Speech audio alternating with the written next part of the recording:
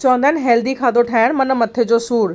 लेकिन अॼु मां खणी आई आहियां तव्हांजे लाइ अहिड़ी रेसिपी जेका 2 मिंटनि जे मैगी खां बि जल्दी ठहंदी आहे। बसि खपंदियूं आहिनि 6-7 शयूं जेके तव्हांजे किचन में हमेशह अवेलेबल हूंदियूं आहिनि, जीअं चांवर, भाॼी, घी, तेल, लूणु, टमाटो, अदरक ऐं ढेर सारो प्यार। न थूम, न बसर, न भारी मसाला। एतिरो हल्को ऐं टेस्टी कि ॿार बि चवंदव मम्मा वरी खां ठाहे न प्लीज़।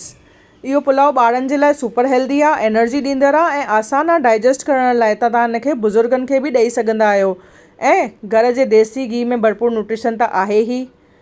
त हाणे जॾहिं बि बुख लॻेव मैगी न ट्राई कयो इहो झटपट ठहण वारो सात्विक पुलाव, जेको स्वादु, सिहत ऐं प्यार टिनी जो परफेक्ट बैलेंस आहे, उहो बि हिक ई रेसिपी में। कमेंट करे ॿुधायो तव्हां इहा रेसिपी कॾहिं ट्राई करण वारा आहियो ऐं सुठी लॻी हुजेव त लाइक कयो, शेयर कयो उन्हनि सां जेके चवंदा आहिनि मूंखे कुकिंग न ईंदी आहे। मिलूं था ॿिए वीडियो में। तेसिताईं जय झूलेलाल ऐं चैनल खे सब्सक्राइब करणु बिल्कुलु न विसिजो, घंटी पक वॼाइजो।